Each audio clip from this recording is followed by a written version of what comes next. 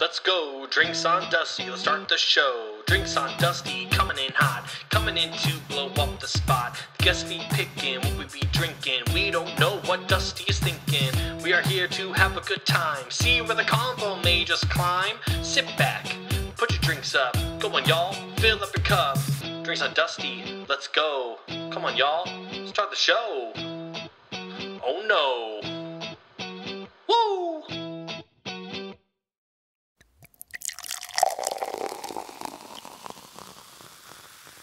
Why did you choose Ohio University as your MFA program that you wanted to do? Yeah. So, God, maybe back in 2015, I was doing this fringe show. You know, Minneapolis has this huge fringe festival, and so I was in this musical called Shakespeare Apocalypse. It was about That's awesome. William Shakespeare, Jane Austen, and I think Ernest Hemingway bringing in the apocalypse. It was a very funny musical, but the woman who was playing Jane Austen, Lisa Bowl, she's a New York based actor, on like a break, on like a 5, she mentioned that she had just finished her first year of MFA at OU, and I was like, oh, that's cool, I want to get my master's eventually too. And she got very serious, and she was like, you let me know when you're ready and I'll put you in touch with Shelley, Shit, who's the head of the program here. And that's so awesome. you know, yeah, and so when I was ready, when it felt like the right next step, I got in touch with Shelley and we emailed a lot. And then I was on campus for like, I think 4 days interviewing and you know, touring and auditioning. And other places I talked to, they were like, yeah, you know, we might be able to get you a hotel rate, or but these people, like, they put me up with a student. I lived with, you know, somebody for 4 days. The faculty here is just phenomenal, and the town is it's like 25,000 people. It's the perfect little, you know, That's kind of awesome. Yeah, college town. And so by the time those 4 days got over, I was talking to Shelley and I was like, you know, I don't really know like how many cards to show you. I've never auditioned for a grad school before, but I don't really want to audition anywhere else. I just kind of want to come here. And so she made me think about it for a month. And then she was like, give me a call a day after Thanksgiving. And if you still want to come here, we're going to give you a spot. We're going to give you a full stipend and a full offer. And so I actually called her driving back to Minneapolis or St. Paul from like family Thanksgiving in Omaha. Yeah. I remember I was going over the bridge from Omaha into Iowa. And so when I got back to St. Paul, I canceled the rest of my auditions and been a Bobcat ever since. That's fucking wild. And how far are you along in the program right now? This is the last year. Last year. So how long was it? Is it a 3-year program? Yep, 3-year program. I'm really happy I got that right. Yeah. That's awesome though, man. All right, everybody, welcome to Drinks on Dusty podcast. And today I have a man who is a good-looking son of a bitch. Was told that throughout my entire college career. Dustin, you're all right, but you're not fucking Phil Matthews. Okay. He is an actor. He is my fraternity brother, Zeta Psi fraternity. Went to college together. That's all right. And he's my boy, Phil Matthews. Phil Matthews, welcome to the fucking podcast, motherfucker. Thanks, man. It's good to be here. It's good to just drink fucking beer with you. The last time we did this was like 5 minutes before the world shut Literally down. Right before all this happened was when people are like, when that, I'm like, I had just got out with Phil Matthews because he was visiting New York. And then, oh, you can't leave your apartment now. So it was literally like one of the last times I went out, like, and everything was like fine or whatever. Yeah. All right. So, Phil, what are we fucking drinking today? I always had to ask that question because it's a fucking drinking podcast. But what'd you pick? We're drinking Sierra Nevada Torpedo, which is an extra IPA. It's an extra IPA, and it's not even technically what you picked because you were gonna pick something from the brewery that's like by your place, right? I was like, yeah, we're not gonna fucking have that probably. I don't fucking But Sierra Nevada is a pretty popular beer, right? Yeah. I feel like I've never had it, but it's a pretty popular beer. And I was like, I can't fucking find I take some time and I look through all my go-to places in New York City to try to find something. I was like, this is the only thing I found, which was really annoying. I was like, God damn it. Yeah, But I feel like Sierra Nevada is one of those like old guard, like we're making craft beer before craft beer was really a thing. So you can get it everywhere, but yeah, yeah, I was maybe New specifically Yorkers. looking for that celebration one you were telling me about. Oh, But dude. because hey, I'm a fucking, if not, I'm authentic. And I was like, I'm gonna find what he's fucking wanting to drink. But And when you find it, just call me because it's you're gonna enjoy it. have you always been a big you seem like you've been an IPA guy? Have you always been an IPA guy? I don't know what that's Yeah, like a good thing to me, like just like it's a compliment because I feel yeah. like you're a mature drinker. Me, I was drinking fucking Keystone Light for years just because I was like, well, that's fucking fine. But I feel like you're like, this doesn't do it for me. And then you had like a good beer. I feel like you've always I been drinking mean, good beer. I have half a 6-pack of Old Milwaukee Tall Boys in the fridge Okay. right All now. right. There you go. All right. Um, That's what I like to hear. All right. but yeah, like when I was when I just turned 21, Matt Hegstrom, you remember Matt? Oh, fucking Jesus. I took a nap on his lap and he sang me a song so I could fucking take a, I fucking love that he guy. he and I would go to Hy-Vee and we would do mix and match 6-packs.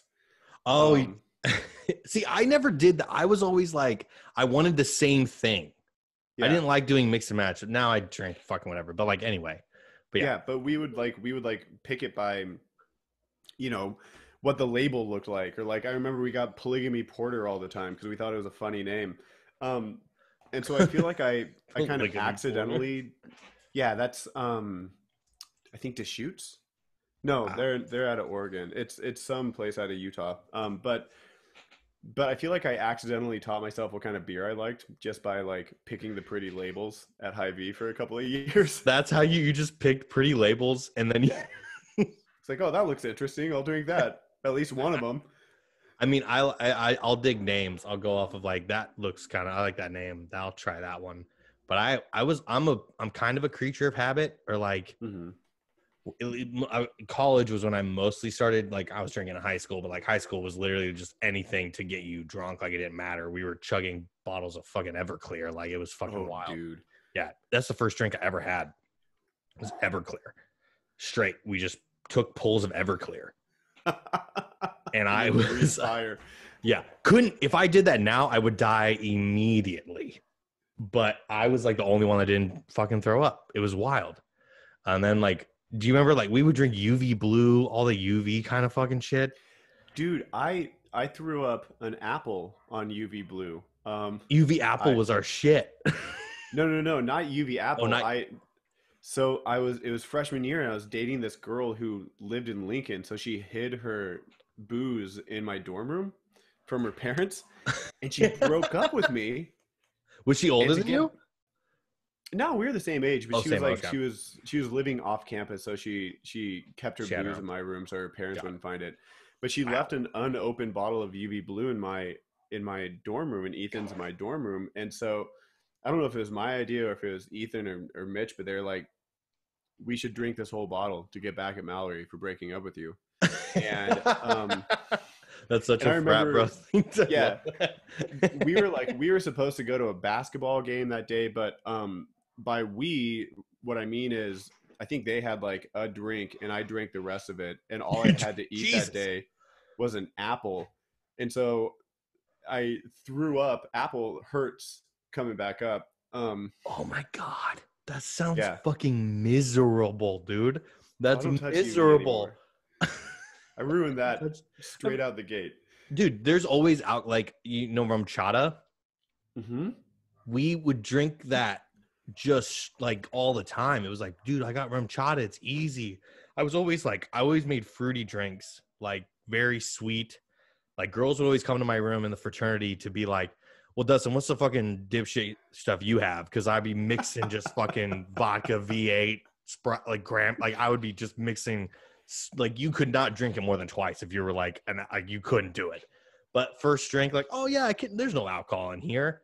But rum chata was like one we would drink so much, and then it was one night. It was like I chugged almost a whole bottle, and I was like, I haven't had rum chata since, and if I have it, I'll throw up. This is how I was going to lead the episode off of. But like, so we're like good friends.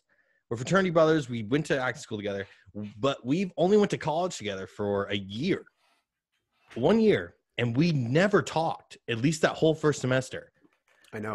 I wanted to ask you, why did you like Adam Rice more than you liked me? Why was he the guy that you picked? Because I had to deal with when I got into the fraternity. Oh, you know, Phil Matthews, he doesn't talk to me. And I was like, we never like talk. Like, obviously you're a big deal. And I was literally a hack that just liked to drink every fucking day.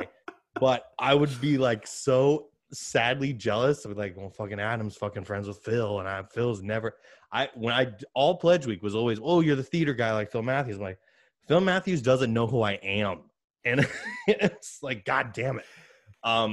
But we never really talked that much until after, like, if I remember, after like you did Spring Awakening and everything. But like I remember James Hesse was like, I started working with him in the shop. They're like, you need to show Dustin how to do this shit.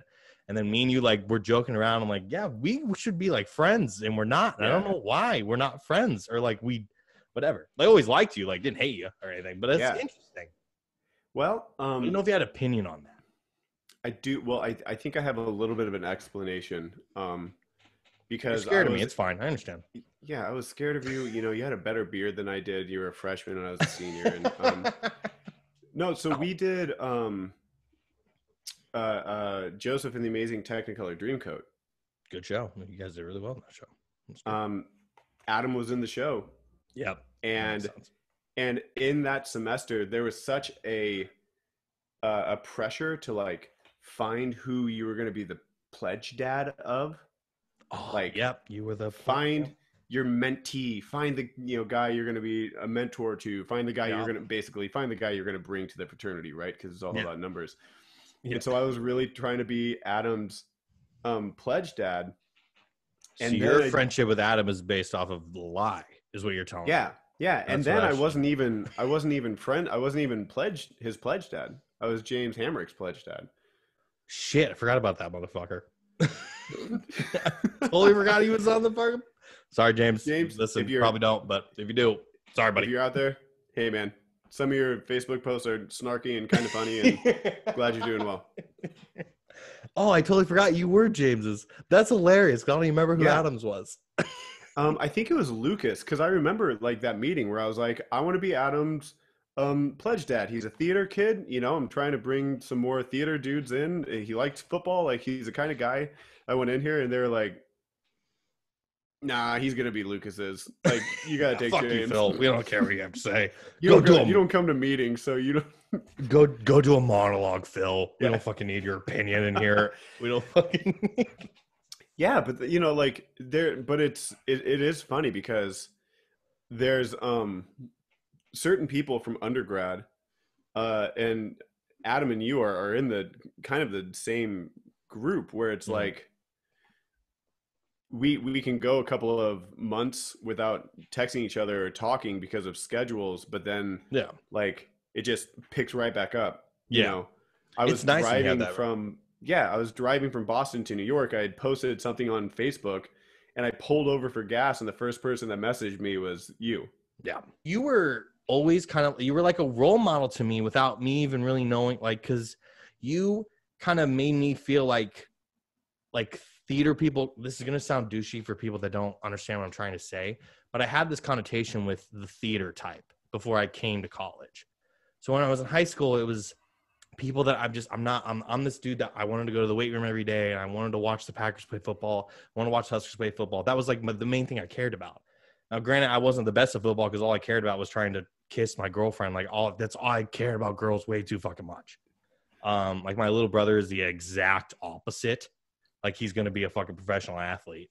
And like, I'm like, yeah, dude, I saw a pretty girl and I wanted to go talk to her. And I wasn't even like good at that anyway. But you kind of changed my idea of what a theater type could be. I felt like we're just from Nebraska, and I think there's this idea of what a theater type is. And I had this negative kind of connotation. And now the theater people are all my like best friends. My friends are going to be standing up in my wedding. They're going to be all that kind of stuff. But you changed my mind of that. I was like, this is a really cool dude. Wish you'd fucking talk to me, but like, that's fine. But I remember being at like parties and people be like, Phil Matthews is such a good looking dude. I'm like, okay, don't talk to me. Fucking fuck Phil. Phil's a piece of shit. And just like fucking. Did you feel like you either changed that mindset when we went to college or like have any sort of, I know it's not, we're from like Nebraska, like it's not act like we're changing the world here, but I do feel like there's something to be like, anyone can do acting and have any sort of personality, but I feel like there is this connotation with it, if that makes sense. Yeah, absolutely. I did. I went to Nebraska Wesleyan to be a vocal performance major. Oh, I did not know that actually. Because I wanted to be, I don't know, a rock star, a musician. But I got there and they're like, well, you can be an opera singer with this, and I'm like, I don't want to do opera. So I jumped over to the theater side pretty quickly. And yeah, man, I had no idea what I was doing. I remember my first audition, I picked up one of the cold reads because I didn't know what a monologue was, so I certainly didn't have one prepared. And I did it with this like Southern accent for no fucking reason. I just like thought that it made it sound cool. I didn't even go to my first day of rehearsal in the show I got cast in because I didn't look all the way down the cast list to see when the first day of rehearsal was. So I did the same fucking thing. Right? It was like, oh, my name's not here. I was like, oh, you could be multiple roles, Dustin. Nope, not there. Gonna go to the party instead this day. Yep. Yeah. So, I think Nebraska Wesleyan was great because it gave a hick like me the chance to go from trying out to auditioning and from play practice to rehearsals. Just like I learned what I was doing.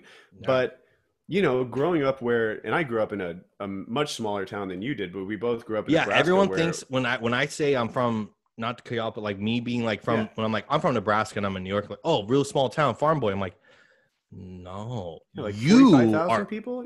Yeah, we're like the third biggest city, like not New York City, but like you were actually from like a small Nebraska town. Yeah, like 1,000 people, and like some of my high school jobs were working on a ranch and working construction, and we flipped tires in 2-a-days during football practice. So like work ethic and doing your job and doing it well was such an emphasis, such a prideful thing, that like even when I started to become an actor, I tried to keep that work ethic and that workmanship mentality of, this is a job, these are the tools I have, this is the thing that I make, and you'll make anything out of it if you need to. You'll figure it out. Exactly. And it still is art, and it still is heightened, and it still is this magical thing. But I want to be a workman before I'm an artist, and I think that's what we have. I think that's so otherwise true. You take yourself too seriously. Yes, I totally agree with that, because I think I've always had that. I think even like we had talked about having like being Midwesterners coming to the Eastern city or cities, like big time cities or whatever. And I look at things just completely differently than everyone else does. Even not being from the completely small city, the Nebraska mindset is something I will just, Huskers, baby, Huskers on the shirt. That's why I wore that today for you. Yeah. But it's something that's, hey Joe, you can be on the podcast. I got my shirts in. Oh, I thought your point. I immediately thought it was Jill. But yeah, it's fucking, there's a thing. I'm like, I'm going to fucking make it work, like no matter what it is. And it's funny for you to tell me that, because I kind of assumed that you like came in being like, well, I know what I'm doing. But you literally had the same thing. I didn't know what I was fucking like. I don't approach auditions the way that normal theater people do. I don't care about roles the way that normal theater people do. Like, I'm going to figure it out. I'm going to bring this. I think that also that gives us an edge and authenticity with the things that we're doing. And I think that's really special. We had this dude in, and I'll just, his first name's Dion, and he was brought into our voice and speech class because, he's this Broadway actor. He's been on all the TV shows, and he has this incredible audiobook career. And so he came in and he just had a conversation with our class, and I emailed him afterward and to thank him. And he said something to the effect of like, just keep chopping wood and we'll see you when you get here. Like, that mentality of just do your job. And Yeah. aren't you lucky that your job is making something that's artistic? That's fucking. You were always. I think I remember Jack, who's someone we both look up to. One of our directors from Wesleyan college we went to. I remember when you were coming to speak when me and Adam were both seniors and Adam was president, I was vice president. Yeah. I had a political office position, everybody. It's fine. It's not I'm sure you served it well. Yeah, dude, I just drank and was like, that's stupid. That we're not doing that. But it was guys, I remember my claim to fame with that was I created this entire, so like, you know how we started to do you had graduated, but it was like we started to do like a sport at the end of the year. Yes. So I would have loved to have, but it became like a me versus Colton Sheed thing. Fuck that guy. I don't even know if he listens, but but it was always like a me versus Colton thing because we were like the two, but you would have also been like, that would have been your thing. But it was like every year was like, all right, we did dodgeball, we did kickball, we did football, powder puff football or whatever. But I created like this entire relay thing. And I spent most of my senior year after I did my 2 big roles was like, I'm going to focus on this shit and I want this to be fucking good. But did you ever do ultimate frisbee? Because like that was the only thing that we did as part of the company. relay thing was it was like ultimate frisbee, but it was with a ball. It was because I had said that I think people aren't going to be able to throw a frisbee as well as whatever, but they'll throw a ball. I don't know what we fucking called it. I had looked it up, but it was literally all ultimate frisbee except with a ball. And we did that as one of the events, and my team kicked ass. Me and Adam kicked ass.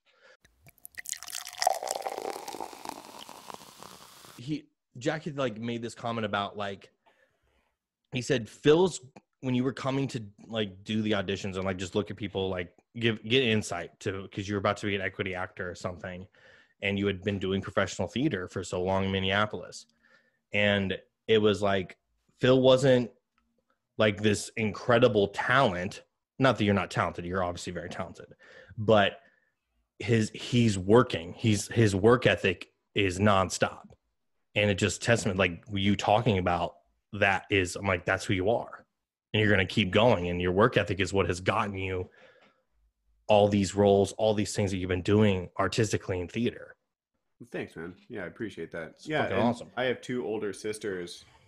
April has a master's, and she's an artist and a social worker, and Naomi is anesthesiologist. And if you talk to Naomi, she would say, I was never the smartest student. I was just willing to study longer. See, I think, I can only speak to the Nebraska because I'm from Nebraska. I do think that is special. I think that comes from a blue collar family. Mm-hmm. And I just like, that's just how we are. That's how we are. And everyone can fuck off. Everyone else can fuck off. All your other cities can fuck off. Yeah, it is a good life. I mean, it's the Arbor Day state, I guess, as well, but it is a good life. It is a good life. We'll fucking figure it out. So since we're fraternity brothers, why is there a reason you decided to join the fraternity? Was it like you'd always thought about it? And I personally had thought I would never join a fraternity, and I did at Wesleyan because I felt like I needed to meet people and I had no chance. But I don't think I would have joined a fraternity if it wasn't the fraternities that we had at Wesleyan. Yeah, I think so too. I think if I had gone to a larger school, I wouldn't have joined a fraternity. I see the fraternities at OU, like College Street, I bet they're where fucking the theater insane. building. Yeah, like College Street, where the theater building sits, is also Greek Row. They're fucking assholes. They're obnoxious. Yeah. They're terrible. Yeah. But I got on campus and I remember Jack saying, join a fraternity or join a group or do something, meet other people outside of this building. Yeah. And then Mitch and Ethan and Kevin and I think a couple of other guys were in Plainsman. We all lived on the same floor and they were going. So I just kind of tagged along. God damn it. Our stories are so much similar because like I almost didn't even join. I had been going to like Theta or something, and then I was like leaving. There's a Theta on campus here. Is there really? Nicer house. Yeah. Nicer house? Yeah. I hate the one I went to Zeta Psi in Michigan. That house sucked. That house stunk. That house stunk. But I would remember going down and I decided to just hang out. Like I was in Centennial and there was like a pool room. And then my pledge brothers, Levi and Matt, like we just started talking. They're like, dude, come do the Zeta Psi stuff with us. I'm like, oh my God, Thetas, I've been hanging out with all these guys. They're like, no, dude, come fucking do this. It was like the coolest thing. And then I started hanging out with them all the time. And then I missed, after not reading the first cast, like the rehearsal schedule, I missed like 3 rehearsals in a row for Enron because I chose to go to fraternity shit instead of rehearsals. And then Jade Shipman sent me an email saying like, hey, if you do this again, you're kicked out of the program. Don't ever fucking do this. I was like, oh, I actually have to take theater serious in college. That's fun. So that's wild. But yeah.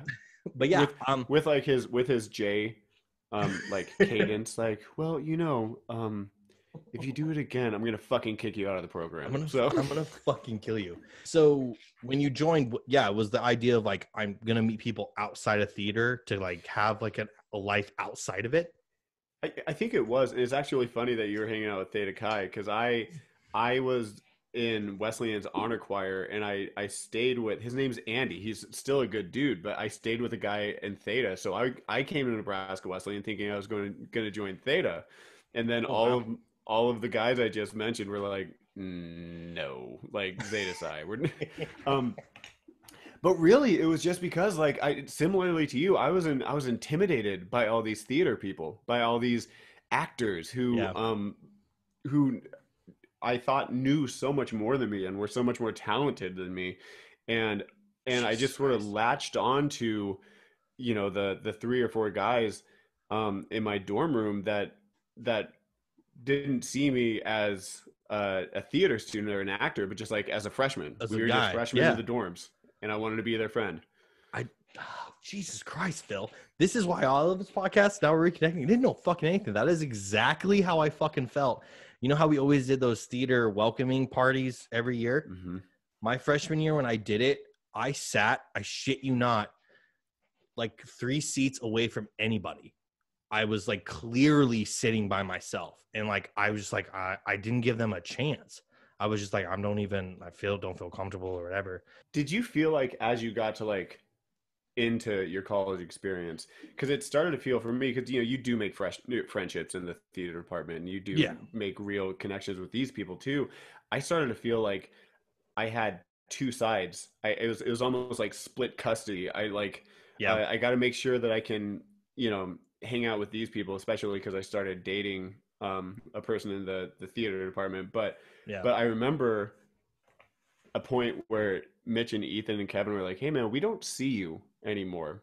Mm-hmm. And so I just felt this pull between both sides to like make sure I'm hanging out with everybody, make sure you're hanging out with all the people. Yeah, I always felt that, because it was like my freshman year, like I was trying to juggle both. I mean, throughout college I was juggling both, but it was like, I want to be like, freshman year was just so like, I want to have all the friends. I want to have every friend you can fucking give me. And it was like, hey, I gotta go to this. I tried my best. Luckily, as a freshman, I was cast in like 3 shows, and I didn't have like major commitment, which was like the best thing for me, because I was like, I can spend this time with theater, with the theater people doing rehearsals, and then I can do my Zate shit. I was also dating a sorority girl my freshman year, so I was kind of like pulled a little bit more to like make sure I'm doing that kind of stuff. But it was always rough. It got really hard my senior year, or junior year was the hardest. It was like after I had held like a position in the office in the fraternity, and then it was, I like didn't get president or something. And it makes sense, because I was like, I'm literally at rehearsals every fucking day. Like there's not a day I'm not at rehearsals. So like senior year was like, I'm fully focused on like, this is my career now and I have to do that. But I've been lucky, like my friends that I have from the fraternity, we keep semi in touch. I'm sadly not in touch with them all the time. Yeah. But I always, throughout years, it was just every year was like, I got to do this. And then I haven't, like I was recruitment chair, and I was like trying to bring people, but I also had like 3 shows I was fucking in at one time. And then I'm doing that. But it was always hard. And I think it made it seem like I didn't care as much, but I tried as hard as I could. And I'm assuming you had to deal with that too. Yeah, I mean, a little bit. I never ran for any office. in Zeta Psi. So you were like holding office in the fraternity and at WTC. Well, I did that my senior year because I was like, well, fuck it, I want, Yeah. because I did like that. I like being like kind of in charge of something. I liked having other things to think about other than, all right, what are my lines for this? What are my lines for that? No. But you know, it's funny. You'd say I was only in like 3 shows that year, so I didn't have that much of a schedule or that heavy of a schedule. Um, I told people here the amount of shows that we did at Wesleyan, and their fucking eyes bugged out of their head. They're like, "What do you mean you do 40 shows a year?" I do 2 shows a year here and a bunch of readings, you know, but like 2 full productions a year here.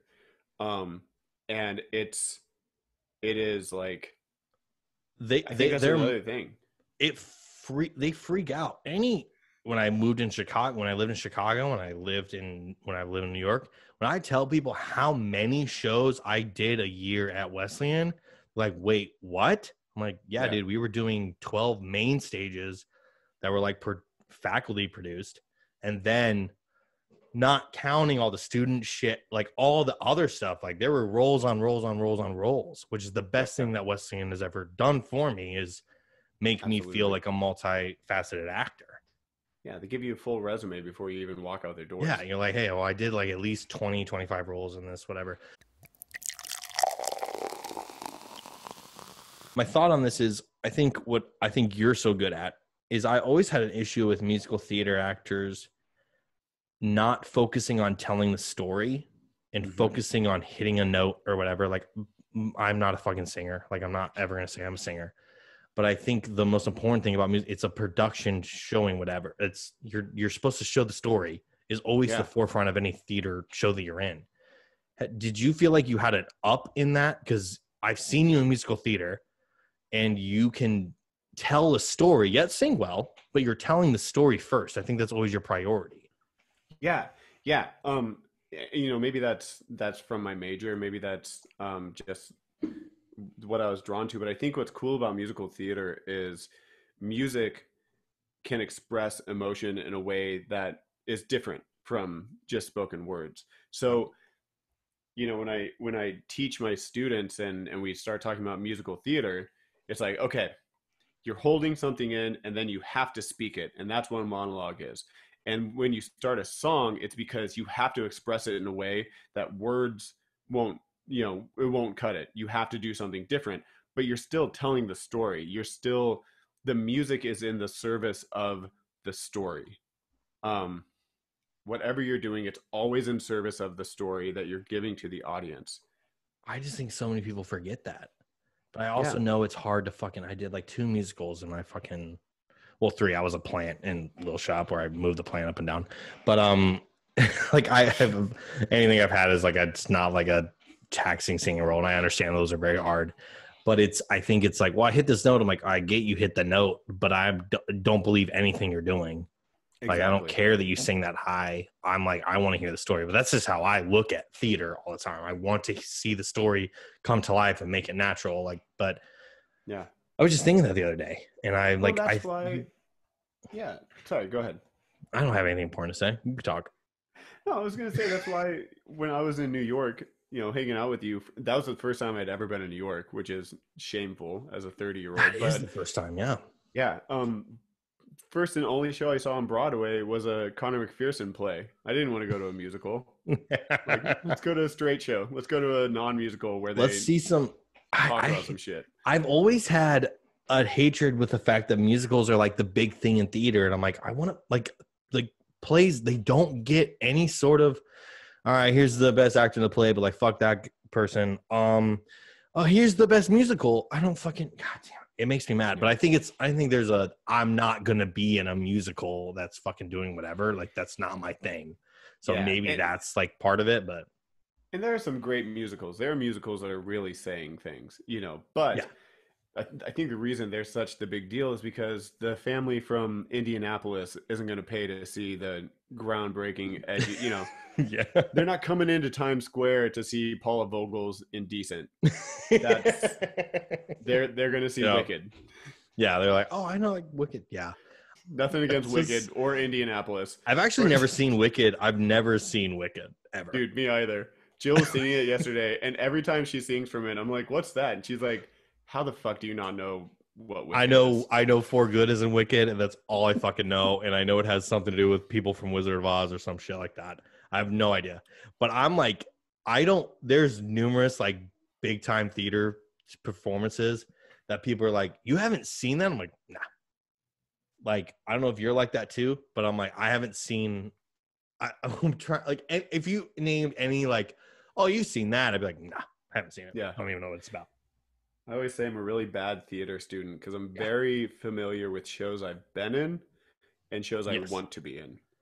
Phil, we are literally the fucking same person. This is so fucking wild to me. That's literally like, that's how I fucking think of it. I'm like, if I haven't been in it or read, like, was forced to learn about it, then I don't fucking have any idea what it is. And the only thing I care about is anything Lin-Manuel Miranda does. Anything he does, I'm like, yeah, I know what that is. But I'm like, I don't ever fucking know. You moved to Minneapolis pretty close after you graduated, right? Immediately, yeah. What? So was there a reason? So I don't want to classify this as a bad, but like, it's a smaller market theater town. It's an amazing theater place, but it's not New York, LA. Like when everyone's like, oh, I'm going to be an actor, I'm going to go to New York. But I know in our college, there was that push to go to either New York or LA, but it was really like New York based. Yeah. So when you why did you decide to go to Minneapolis? Yeah. So I was dating a woman who was a year ahead of me, who was from Minneapolis, from a suburb. And so she moved back. And the plan was we were going to move to New York after I graduated. And she moved back and she started getting some roles and she started, kind of creating a life there. And we had a conversation, I think it was Christmas break, where she said, I'm doing some stuff here. I'm going to stay here. And if we want to be together, I'm going to be here. And so I said, okay, well, we'll go there. We'll check it out for a year and we'll build up some resume and we'll save some money and we'll move out to New York. And then, a year turned into a couple. And then, but honestly, what it was I was terrified to move to a large market to actually try to make a go of it. I had enough people, and enough people that I really, their opinion was very important to me, say, well, you're from Nebraska, or, well, you're probably not good enough, or, well, you're not going to do it on Broadway. And so I think subconsciously, or, whether or not I realized it, I think I was looking for any escape plan other than actually moving to New York. And, life happens the way it happens. And I'm really grateful for the time that I got to spend in Minneapolis. You were doing shows nonstop there. Yeah. Nonstop. And that's why I will never begrudge my time there, because it's got a great mix of stipend storefront and stipend 300 seat houses and equity. And so I got to continue to develop my craft and develop my resume. And had I just where I was in my own sort of confidence or self-confidence, if I had gone to New York, I think I would have left pretty quickly. You think so? I think I would have been just because you feel like you wouldn't have been. Yeah, you're scared and you feel like, oh, I'm not gonna be able to do this. I'm not gonna be able to do this. Not gonna be able to do this. Yeah, and I didn't. The exact same way as walking into Nebraska Wesleyan, I had no idea what I was doing. I remember the first couple of auditions I had in Minneapolis, and looking back on them, I was like, God, I made a real fucking idiot out of myself in that room. But I didn't know I was making an idiot out of myself, and I didn't know that the places I was auditioning for were places that people had to work in the market for a couple of years before they even got a call back. So I just went in blind and just did the thing. And now I'm at a place where, as soon as it's, excuse me, I'm drinking beer, so I'm burping. Hey, that's what we gotta do. We fucking gotta do it. I'm at a place now, with my training and my experiences in my life, where as soon as I can move to New York, whenever that is, whenever it's, the whenever it opens again. Who fucking Yeah. I don't know But what I'm gonna go there, and I'm going to get an agent, and I'm gonna do the thing. you're gonna do And the I thing. wouldn't have done the thing. But did you feel that's interesting because you were doing the thing though, Phil? You were a professional actor. Like I remember, like I could quit my day job and I'm doing acting all the time. Mm-hmm. And did you feel like there was a ceiling that you would hit in Minneapolis to where like, Yeah. I need to, all right, I could do this forever, but I want to try to do the next thing. Because that's kind of why I moved to New York. But is that how you would felt with Minneapolis? Because you had way more fucking success than I. Like you're fucking like I have your resume pulled up here, and I'm like, all these fucking shows that you've done are fucking insane. Like you've done all these shows that are fucking incredible in a fucking nice fucking city. Yeah. Well, Minneapolis, or the Twin Cities market is as small as Chicago. So we probably had a similar experience of like looking at the ceiling. And Minneapolis in particular, if you went to University of Minnesota Duluth, or if you went to the Guthrie BFA program, like you're primed for success there. If you're an outsider, it's going to be harder. And I had done a year worth of shows, professional, quit my day job, just pay my bills, doing the shows type of shows. And I had gone through the callback process for $1 Million Quartet, and I didn't get it. And it was like the artistic director. $1 Million Quartet is a big deal, by the way, if anyone's fucking wondering. But I don't play any of those instruments well enough to so I didn't get it. Awesome. But but the artistic director was like, hey, sorry, not this time around, but of course we're going to work together again. Because I had just gotten done doing 4 shows out there. And I turned around and I looked at the rest of the auditions, and all of the rest of the equity houses had cast their shows. And I realized I am one didn't get it audition away from not having work. And so the market just started to feel too small for me. I get that. So was the reason to get the MFA? Had you always wanted to get an MFA, or is that something that was new to you? No. So, I always joke because my dad is a Lutheran minister. So he has. Is he really? I did not fucking know that. That's awesome. He is. So he has an advanced degree in divinity, which makes him sound like a wizard, but that's just like the graduate degree you get when you go to seminary. Show me some fucking divinity, dude. What are we doing? Yeah. Come on. Pull Jesus out of a hat. Hey, come on, man. What are we fucking do you know divinity or do you not know divinity? Come on. Yeah, but my mom has a master's in whatever master's guidance counselors get.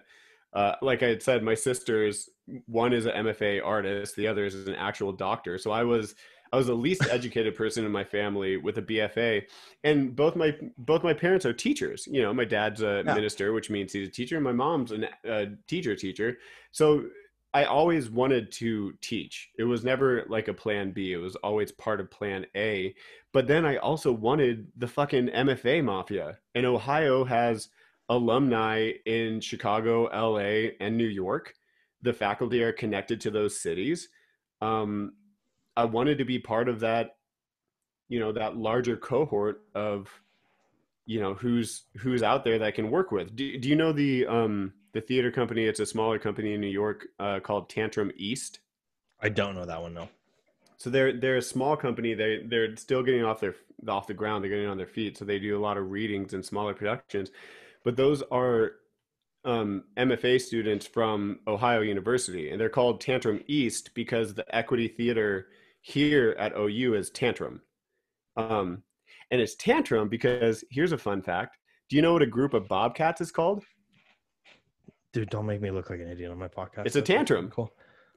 Oh, that's fucking. Is that cool? Hey, you learn shit on this podcast, everybody. It's called a tantrum. So then they created Tantrum East in fucking New York City. Yeah. A bunch of fucking ballers. Yeah, look him up, man. I'll put you in touch with Lisa and all I'll those talk folks. to anybody. It's amazing that people I see this side and I don't even try to see their side. I pride myself on being the person, even to getting politically, I'll see the side of both sides or whatever it is, or I'll try to, like, I'm that guy. I'm like, all right, I'm going to try to see. If you tell me, if you're like, I fucking hate Frank Sinatra, I'll be like, okay, well, let's see why some people like Frank Sinatra. Yeah. And then whatever. But I'm that kind of person, but some people just don't. They won't, literally not. Now, I'm also a bro. So if Adam Rice tells me we don't like this girl anymore, I go, we don't like that girl anymore. Yeah, we don't like that girl. Yeah. Yeah, and there could be no reason. Like, it's such a bad yet good quality that I have. It'd be like, why haven't you talked to this person in a few years? Well, he talked to Jake, and Jake's like my best friend, and it made Jake sad. So fuck that bitch. And you're like, wait, what? That's not even logical. Hey man, I didn't make up the rules. I just got to follow them. Yeah. I'm just blindly loyal to the people that I'm close with. Yep. Are you like that at all? I absolutely am that. And I think it comes from my dad. When I was in like Little League, I struck out to lose us the game. I literally think I was like 9 years old. And gotta pick it up. And in the good game line, this dude, Taylor Dixon,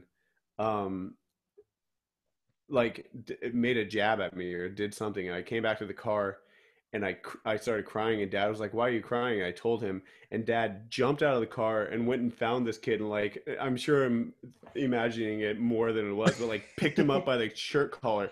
Like, yeah, I'm loyal to a fault. Yes. Yes. If you have been there for me, and if we love each other, blindly, I will just, I'll kill somebody. I'll see red. I see red, dude. I will literally just be like, I don't need a reason. If you hurt this person to me, I don't fucking care. This is one connection to that is like my little brother, he's 13, who's literally 250 pounds and is fucking 6'3". It's fucking wild, dude. He's so big. The pro athlete. Yeah, the pro athlete. He's gonna be a pro athlete. But so someone punched him or like jumped him in high school, like during a class or something. So then my dad texts me like very fucking pissed off, and I get kind of this thing from him too as well, like you said. And he told me that I wanted to beat the shit out of a 13-year-old. Like, I'm fucking 27. Like, I can't show up. I was all day was just angry as shit. Yeah. And even like that, like I'll be at bars. Like there was a girl, Julia, who was like my friend Julia. We talked about it on a podcast earlier, but like a guy was like fucking with her, and I was like, I'll fucking murder you in the bar. Like, I'm not gonna fucking kill him, but like I don't fucking care. Like, that's just who I am. I don't care. Like, if you fuck with people I care about, I'll fucking beat the hell out of you until you can't. Like, I'm there for them. Like, I'm not gonna let you hurt my people.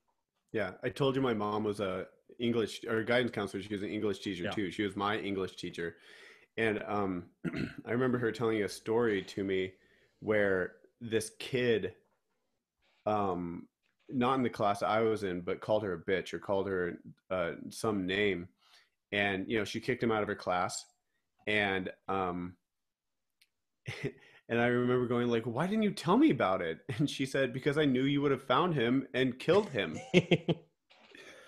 I think that there's something special with that. I don't think that's a bad thing. Like, I think you have enough sense to be like, I'm not going to stab the dude with a fucking knife. It goes past just being like, I'll be like one of the people on your side in a street brawl. It also are the people that you're going to call when you go through a breakup or need help, or, the loyalty is not just, informed by like, who we beating up tonight. It's like, no, you're there for those people in every aspect of the word. That's why I like having guests on this, because you said it way more eloquently than I did. Like, because I'm just talking about beating up people. And you're like, well, yeah, but like also, but that's so true, because I'm that person I think that everybody will call when they're whatever, because I'm going to be there. Yeah. I'm there. It's the one quality. If people are, what's your best quality, Dustin? I'm loyal nonstop to the people that I fucking love.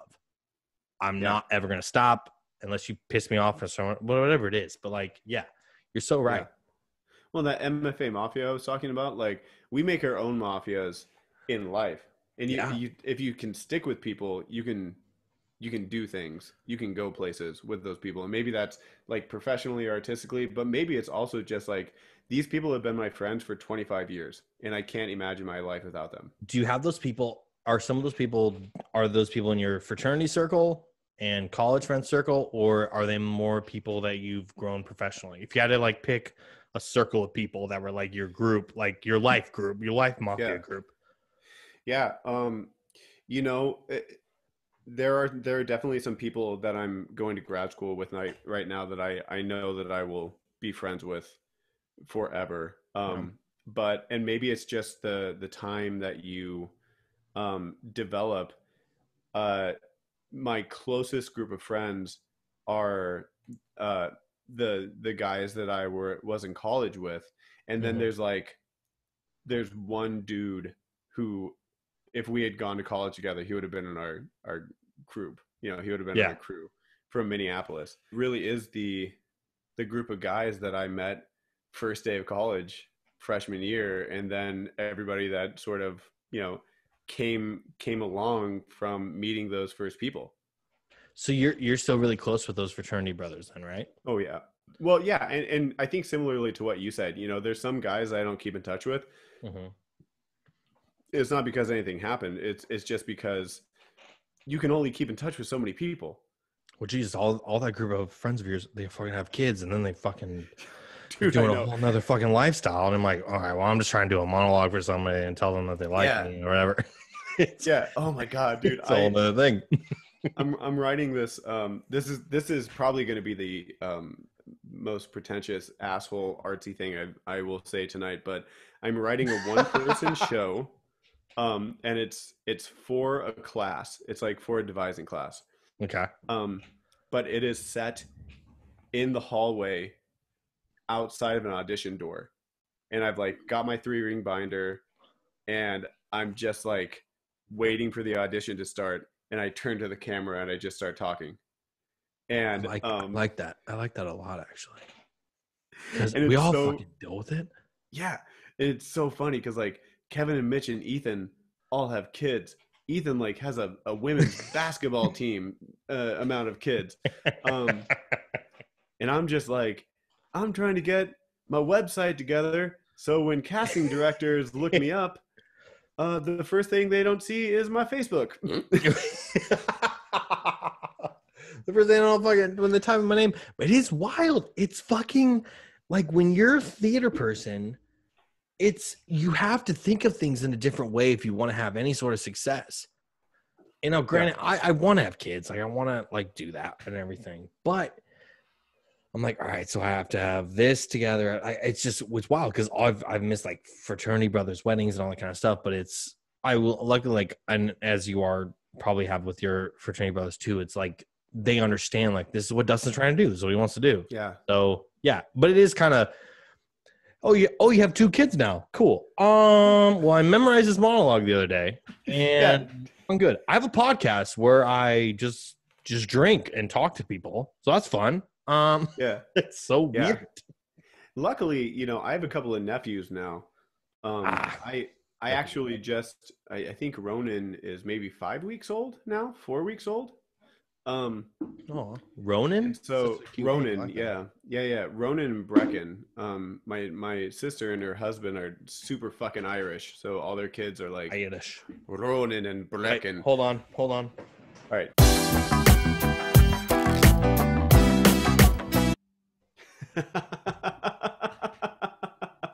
This is the party hat, Phil. This is the party hat. You get it. Yeah, I get you.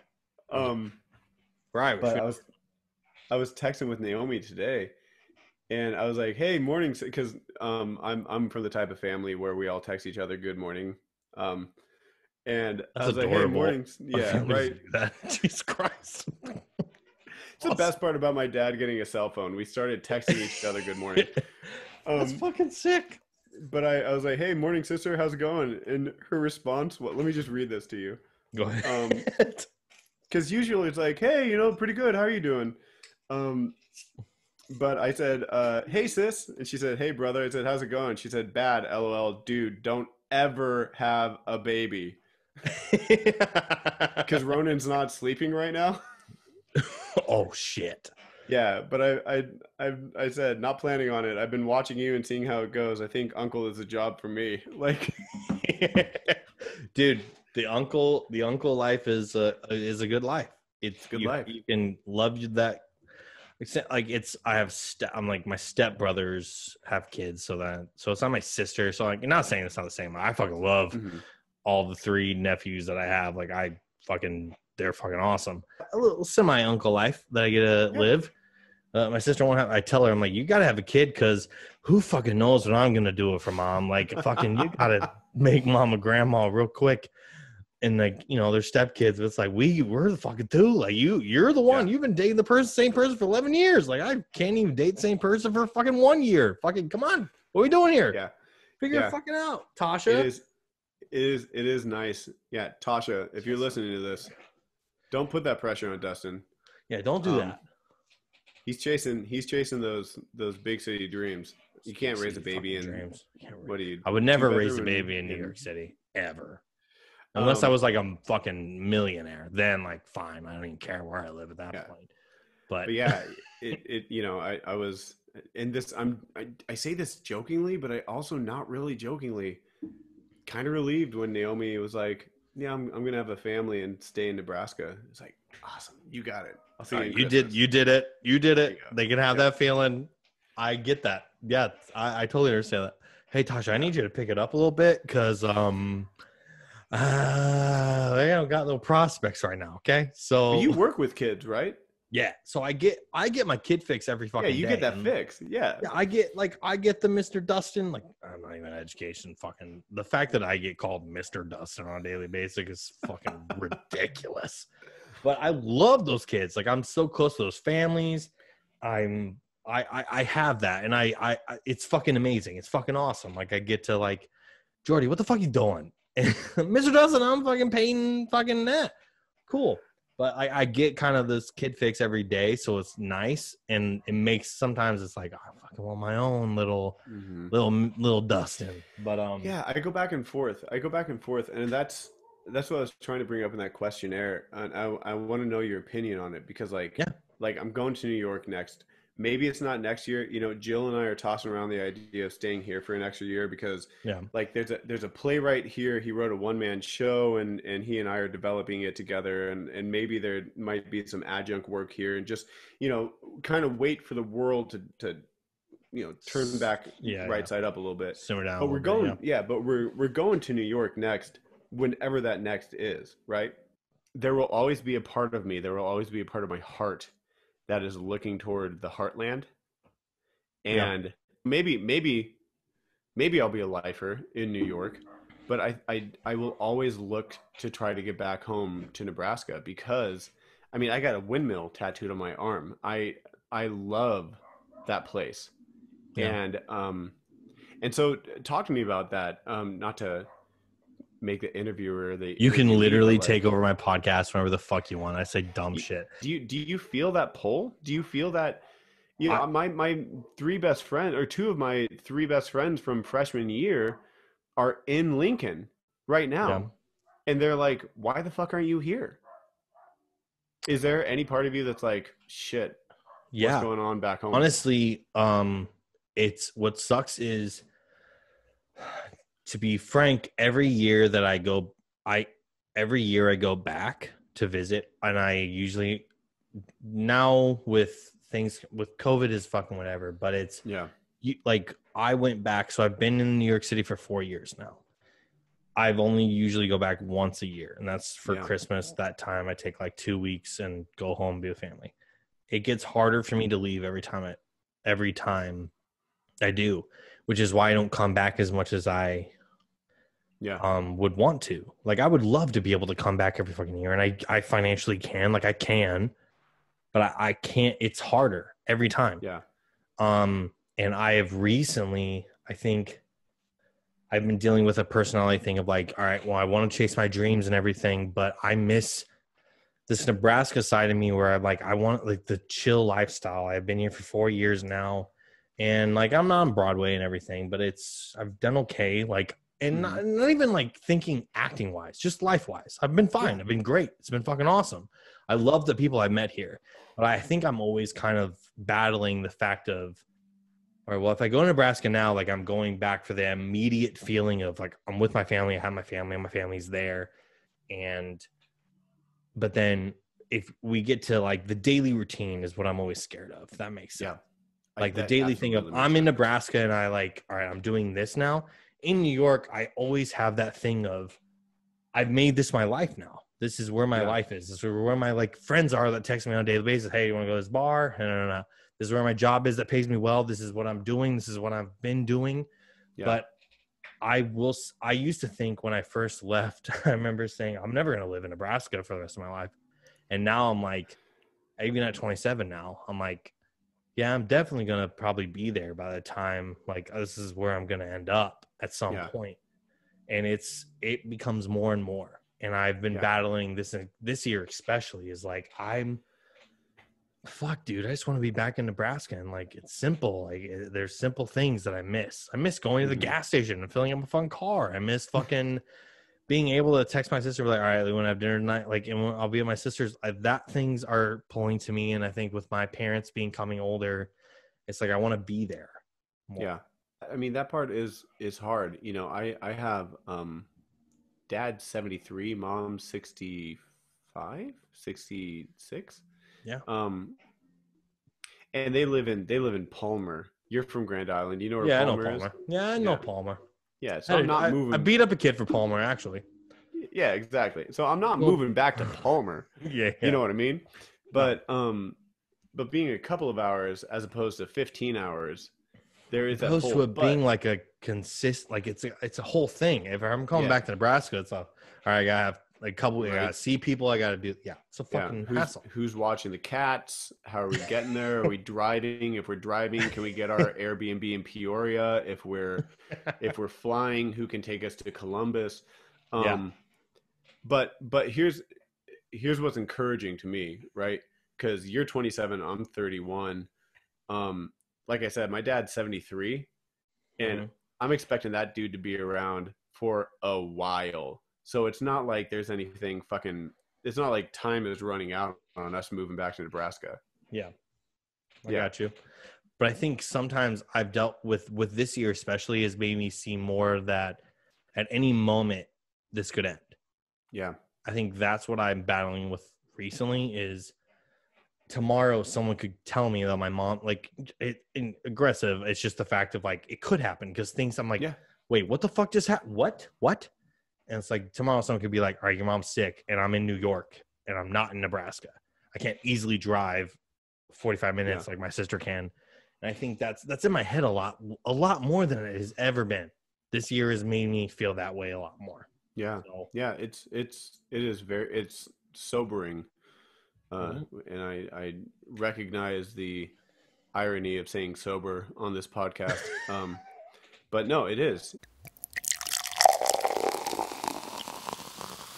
I just scored 40 points on Words with Friends. You still fucking play that game?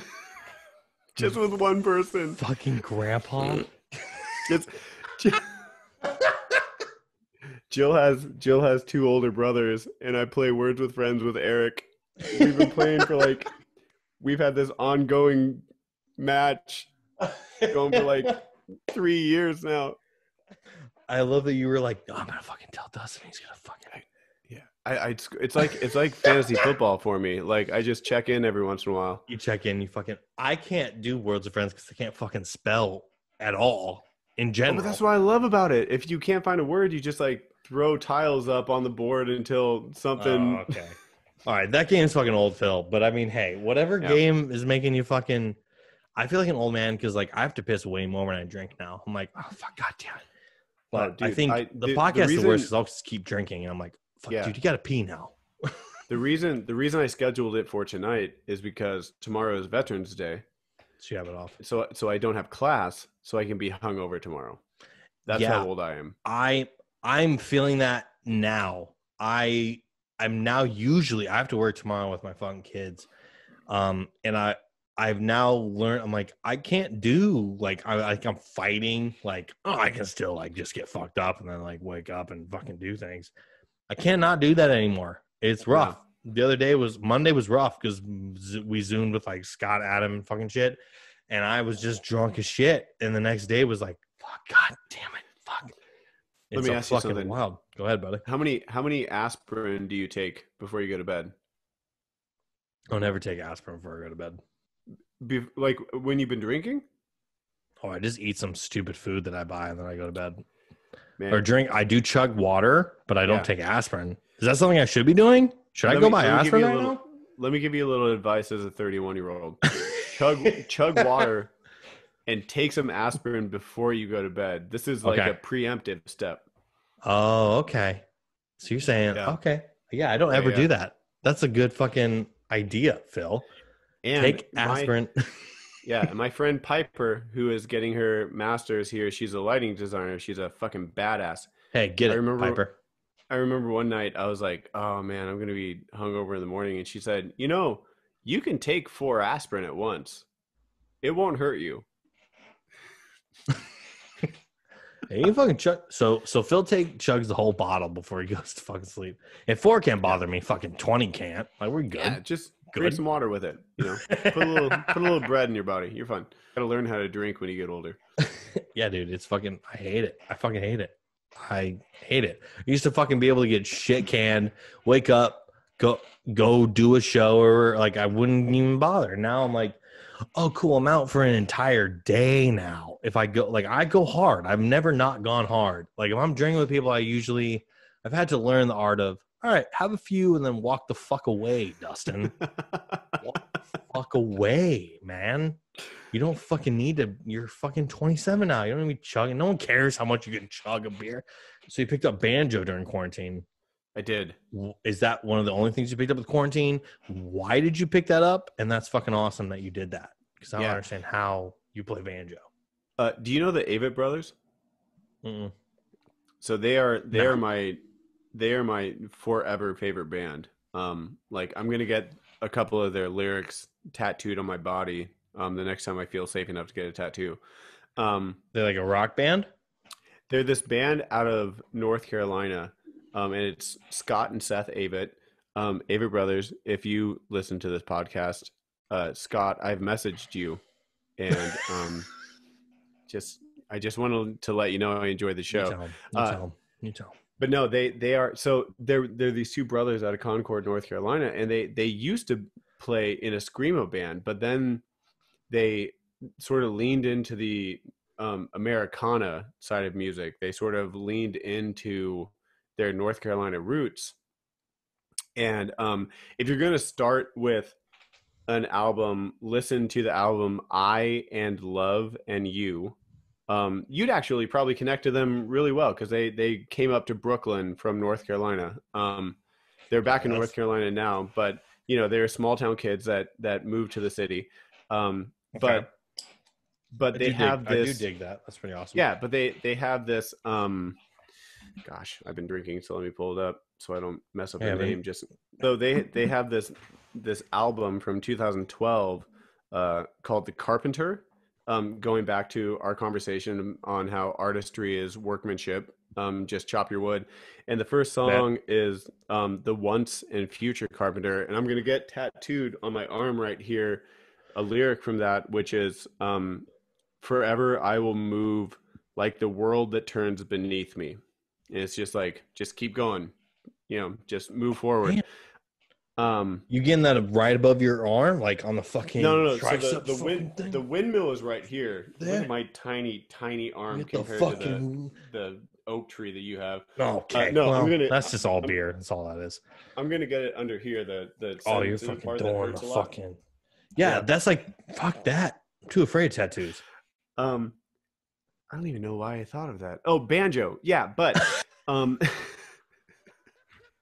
so Scott Avett, who is one of the 2 brothers in this band, he plays banjo. and he's an American poet, and he has this incredible voice, but it's incredible because it's unique. He sounds, you can hear the story in his voice, and he plays banjo. And so the first thing I did when we got back from DC, when I got that stupid fucking stimulus check, was I bought a $100 banjo. Hey, that off stimulus of check Amazon. helped me bought a laptop. So Exactly, you know what I mean? Like, I know that it helped people, and I only call it stupid because it was given to us by the Trump administration, and not to make things political, but fuck Donald Trump. So when he sent me money, I bought a banjo, and I started learning banjo. how often do you try to play it to learn it? Man, before I got into rehearsal, I was playing all the time. I All the loved time. it. And then we got into school, and I got into rehearsals, and I haven't touched that fucking thing in 2 months. Dude, it's so I started playing guitar after I graduated from college, and it was like Yeah. after one of my breakup bullshit. But I was like, all right, well, I've always wanted to play guitar, and so I bought a guitar, and then was learning chords, and to this day I can do like a few chords, but it was like then fucking the world happens. I'm like, oh, and I have a guitar. It's a Rolling Rock guitar. It's literally all Rolling Rock, like the beer. It's the whole. No shit. So this girl knew that this girl that I was talking to was like, "Hey, Dustin, you like beer, right?" I'm like, "Yeah, I fucking love beer." Like, you need a guitar, don't you? I'm like, "Why? I want a guitar." Like, but then she's like, "I have this Rolling Rock guitar. Do you want it?" I'm like, "Fuck yeah, I want a Rolling Rock guitar. That sounds like me to a fucking T." Is this in the room with you right now? Yeah. It's in the room with me right now. Hold, please. Dustin's getting a Rolling Rock guitar, which I was like, I know Rolling Rock's a beer, but that can't be what he's talking about. It's got to be a brand. But this is a fucking semi-hollow body electric Rolling Rock guitar with a V pattern head. This is so much cooler than I thought it was going to be. Look at that fucking hardware. Yeah, dude, it's pretty fucking dope, man. And I Jesus never play Christ. it. It literally sits in the fucking corner of my fucking room every fucking day.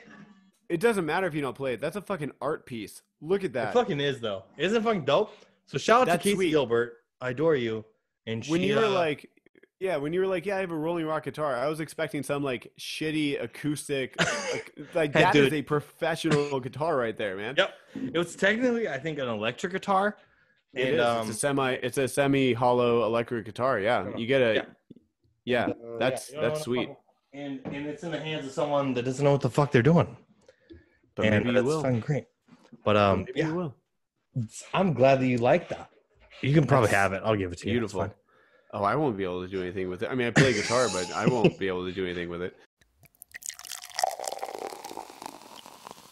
Talk about the show that you're doing right now, because you've been doing. Is this another film one? Yeah. So, You've been doing to not cut you off, but you've been doing film during this. You did the Iliad, which was fucking awesome. When I watched it, it's fucking incredible. Thank you, man. Thank you. So good on film, and I had a couple questions with it. Is one, how has it been with the film process during COVID and all this shit? Two, we were not trained in film, Yeah. yet it seems like film's a natural avenue for you. And I wanted to know if you talk about the difference with that, and also talk about your new project that you're going to work on. Yeah, of course. So I'll start with we weren't trained on film because we weren't. I think I did like one commercial for like an MP, like public broadcast station when I was in Nebraska. But there is a master's program for film students here, and they cast exclusively from the theater program. So part of the benefit of going to school here is you're in a bunch of student films, and so you sort of learn how to do it. Yeah. And so it's sort of been a trial by fire. But the two departments work very well together, and you get opportunities to be in these short films with these students. But part of what's been my big focus since COVID shut the world down was to not try to work around the mediums of Zoom and film, but to lean into them. And so this summer we did a play, but we made a movie out of it. It's a play called An Iliad by Dennis O'Hara and Catherine. I'm blanking on their names, but Google and Iliad, and we did it in a way where uh, we were socially distanced, and we did temperature checks every day, and we were very safe and COVID conscious as we did it. But we shot this thing as a movie, and it sort of opened our eyes to the fact of like, hey, maybe theater is shut down, but film isn't. So as long as we can do it safely, and by safely I mean there were 4 storytellers, and we sat around a campfire 6 feet or more apart, and told our parts of the story. It gets limited to what plays you can do, but you can still make plays. And the play that I am in right now that's opening Friday is a play that was shot completely over Zoom. And it was really interesting. We got cast originally in another play, and then that got sort of taken away because everything got put online, and the streaming rights weren't available. And so Amina Kaplan, our director, who just Google Amina Kaplan's name. She was in The Office. She was in a bunch of Marvel movies. She was in the original cast of Stomp. She's a coach for Blue Man Group. This person feels a fucking big deal and is legit. You fucking know about, but continue. She's a fucking big deal, and she was our director. But we're like, all right, we're gonna do a show, and it has to be completely on green screen. And so each cast member got a green screen brought to their apartment. It took up an entire wall of my office, and we got 3 light trees, and we got an iPad with a camera stand, and we did this play, and it was the best educational experience that I think I could have had. And we did this show with green screens called "This Is Not What I Expected When I Imagined a Republic." It's by a playwright named Daria Mayeko Marinelli, and it was fucking amazing because we had gone from being cast in a play, and then that play getting taken away. So we knew we were cast in a show, but we didn't know what the show was. And Amina found Daria's play on Playwright Exchange, and Daria fit her play to fit the cast, the 13 people that were cast in the show. So we all got green screens and iPads, and we got our costumes, and we got these earbuds, and we acted into an iPad for 6 weeks to put together this show. You didn't even see it before it's coming out? No. And it was wild because for 4 to 6 weeks I acted to a green X on a wall, because we didn't even see our acting partners. I was in, so the play is set into 3 acts, and I'm in the second act, and I am working across from 4 other people, and I had them in my ears, but I never saw them. So we would take 2 takes from this angle, and then we would take a close-up angle. But really the eyes were Amina and the assistant director Tyler, and our stage manager Gene, and our assistant stage managers. Excuse me. But I'm going to see it on Friday, and I have no idea how my performance is. I hope it's good. Yeah, that's the difference with film. I think you're more bound into how they're editing it and everything. Yeah. Do you feel like film is where you want to keep leaning towards? I think it is. So I'm always going to be a theater kid. And if I had my druthers, I would always be acting on stage, because you get that in real time exchange with the audience. Yeah. Even if it's not like the type of show where you're getting laughs or applause. You can feel the energy with the audience, Mm-hmm. right? Yeah. And on film, you know what you're going for, and you trust your director, and you trust your editors, and you trust the work that you did to go to set that day. But you're really just taking a couple of shots at it and hoping for the best. Yeah. So I think I'll always be a theater kid, but I think what COVID has taught me is that I can do film, and I can express myself You artistically. definitely can do film. Like you're fucking, it seems like a natural thing to you. I don't know, man. I got real conscious of what my face does. Because in theater, you don't have to think about it. You fucking do it, and then they saw it, it's but fucking no there. You fucking saw it. Yeah. That's true. Yeah. I've always hated cameras, so I'm just like, dude, don't fucking, that's a hard thing for me. So I get that. So you're a big sports fan. I know you are a Kansas Jayhawks fan. Basketball, yep. Yeah, basketball fan. And you are a Husker fan, because we're from Nebraska. Hell yeah. And you're a Packer fan like fucking everyone knows I am. Yeah. So I understand the Husker relation. Why did you become a Packer fan, and why did you become a Kansas Jayhawk fan? Yeah. So my dad grew up in Tescott, Kansas, and went to the University of Kansas. Okay. My mom grew up in Palmer and went to UNK, which then was Kearney State, I believe. Okay. So when they got married, they made a deal. During football season, they would be Husker fans, and during basketball season, they'd be Jayhawk fans.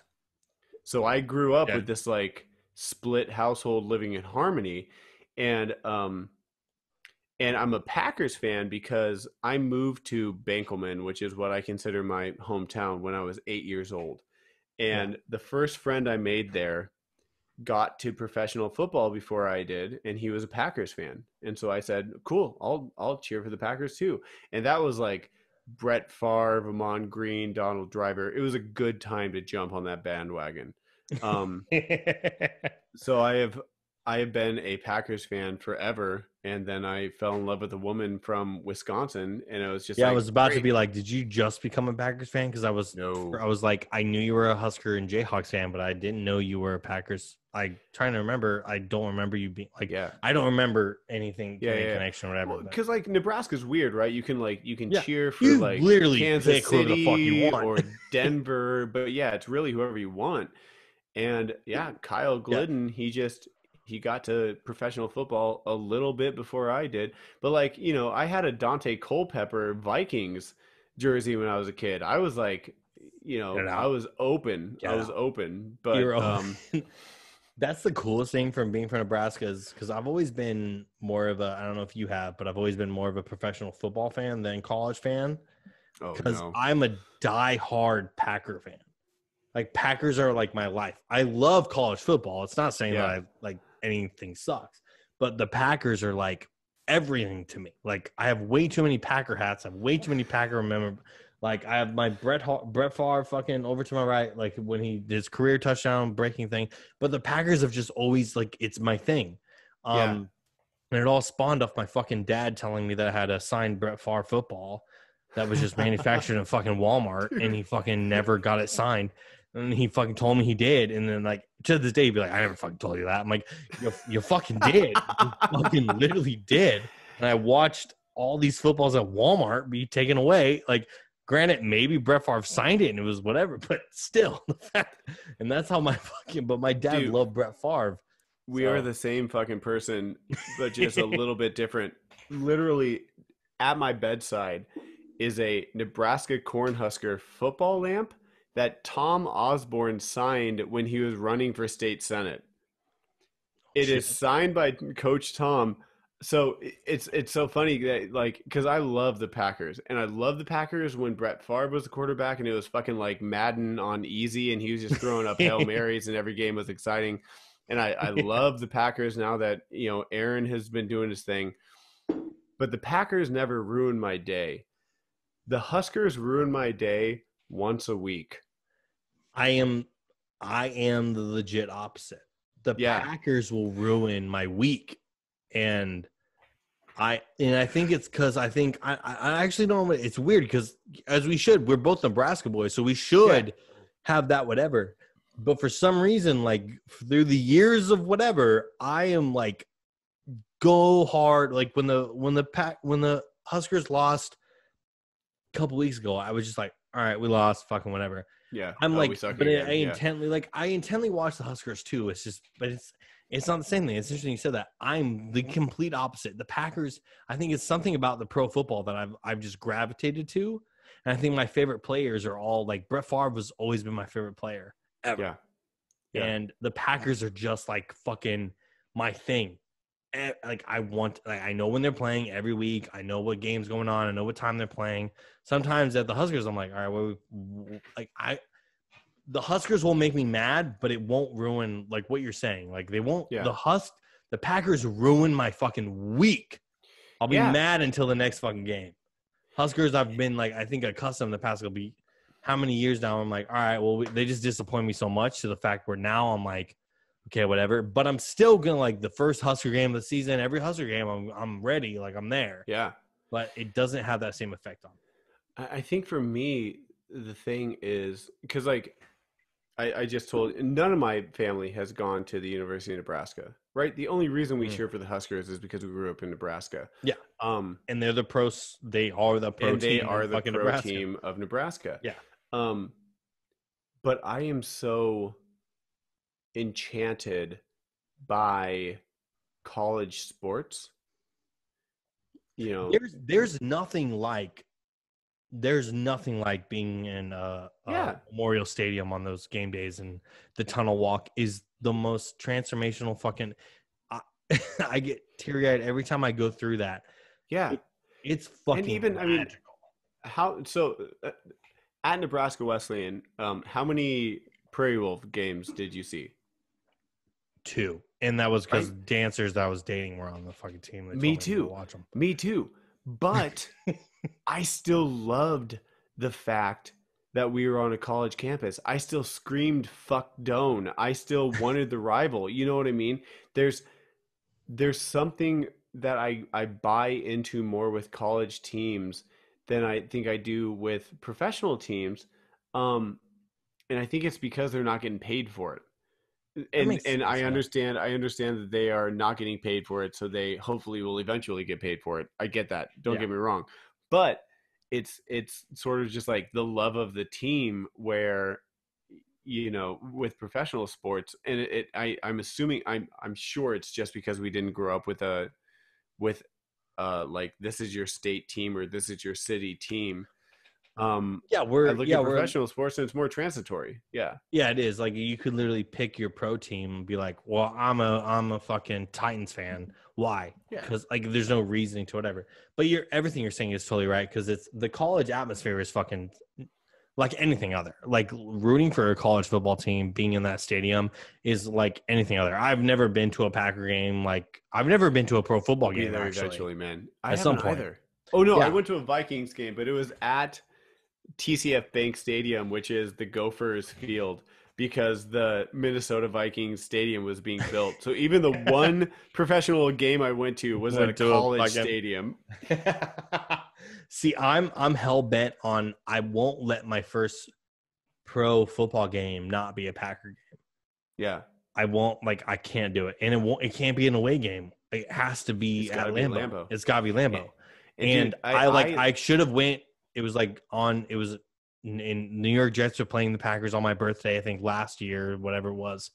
And I was like, do I want to go? And this is the one time I go back home. I was like, I don't want my first fucking Packer game to be an away game. Like it has to be Lambeau. It has to, the stars have to fucking align.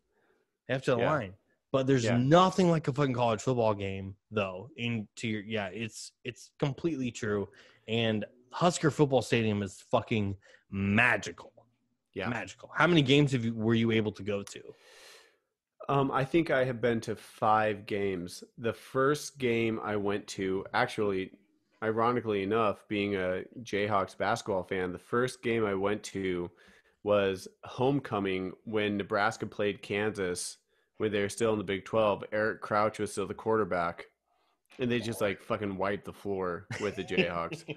I went with my uncle Donnie, and we sat 100 seats up at the 50-yard line, and I got a number 7 baseball cap, like an Eric Crouch baseball cap. Yeah. Is that pretty fucked up? It's weird that you're a Kansas is a pretty rivalry team for the Huskers, Yeah. and you're a Kansas fan. Yeah, for why?